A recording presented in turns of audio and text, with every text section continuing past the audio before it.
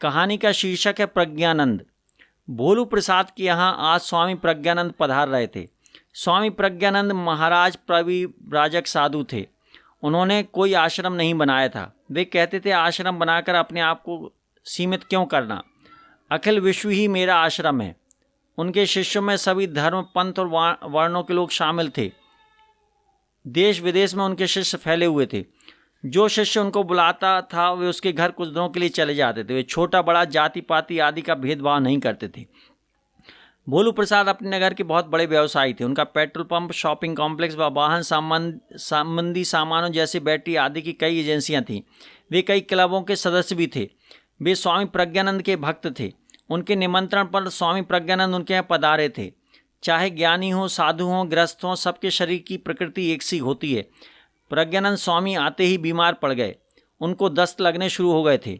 भोलू प्रसाद ने तुरंत मोहल्ले के चिकित्सक को बुलाया। उसने आकर दवाइयाँ लिखी, दवाइयाँ शुरू की गईं, किंतु स्वामी जी का मर्ज बढ़ता गया।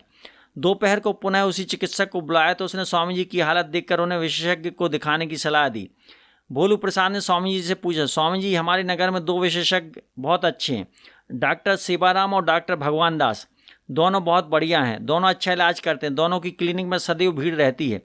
उनका समय मिलना बहुत कठिन है। वे किसी भी मरीज को घर देखने नहीं आते, किंतु आपके लिए वे यहाँ आ जाएंगे। किसको बुला लें? स्वामी जी ने कहा, डॉक्टर सेवाराम को बुला लें। डॉक्टर सेवाराम आए, स्वामी जी के पैर छुए, चेकअप किया, दवाइयाँ लिखी और जाने लगे। भोलू प्रसाद ने फीस देनी चाहिए तो नहीं ली। स्वामी जी ने कहा, फीस नहीं ले रहे तो थोड़ा सा प्रसाद लेकर जाएं।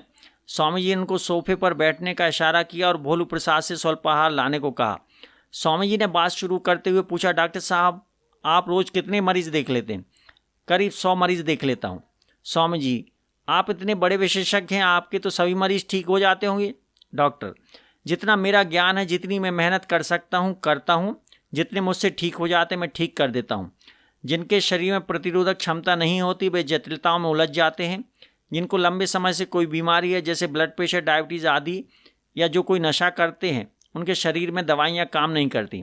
उनके अंग कमज़ोर हो जाते हैं, जल्दी फेल हो जाते हैं। उनको शायद ही कोई बचा पाए। स्वामी जी, कभी आपको लगा कि आपके इलाज में कोई कमी रह गई है? डॉक्टर, नहीं स्वामी जी, चाय व स्वल्पाहार खत्म हो गया था। स्वामी जी ने डॉक्टर सेवाराम को धन्यवाद दिया। डॉक्टर सेवाराम ने भी आशीर्वाद लेकर विदाई ली। डॉक्टर सेवाराम का व्यवहार देखकर सब लोग खुश हो गए थे, किंतु स्वामी जी ने कहा, डॉक्टर भगवान दास को भी बुलाकर द्वितीय राय ले लेते हैं। भोलू प्रसाद ने तुरंत डॉक्टर भगवान दास को फ़ोन किया। डॉक्टर भगवान दास स्वामी जी का नाम सुनकर तुरंत आ गए। डॉक्टर भगवान दास ने स्वामी जी का चेकअप किया, दवाइयाँ लिखी और जाने लगे। स्वामी जी ने डॉक्टर भगवान दास को प्रसाद के लिए बैठा लिया। स्वल्पाहार व चाय के दौरान दोनों की बातचीत शुरू हो गई। स्वामी जी, डॉक्टर साहब, आप दिन भर में कितने मरीज देख लें? डॉक्टर, यही कोई 100 मरीज। स्वामी जी, आपसे तो सारे मरीज ठीक हो जाते होंगे। स्वामी जी, मैं अपना पूरा ज्ञान और पूरी मेहनत इलाज में लगाता हूँ। ठीक करने वाला तो भगवान है, हम तो सिर्फ माध्यम हैं। अधिकतर ठीक ही हो जाते हैं। थोड़े से मरीजों में जटिलताएँ हो जाती हैं, कुछ को भगवान अपने पास बुलाते हैं। स्वामी जी, कभी आपको लगा कि आपके इलाज में कोई कमी रह गई है? हाँ स्वामी जी, जब कोई मरीज जटिलताओं में उलझ जाता है या मर जाता तब मुझे लगता है कहीं मेरी कोशिश में कमी तो नहीं रह गई। चाय व स्वल्पाहार खत्म हो गया था। डॉक्टर भगवान दास ने स्वामी जी से आशीर्वाद लेकर विदाई ली। डॉक्टर भगवान दास के जाने के बाद स्वामी जी ने डॉक्टर भगवान दास का पर्चा भोलू प्रसाद की ओर बढ़ाकर कहा, ये दवाइयाँ ले आओ।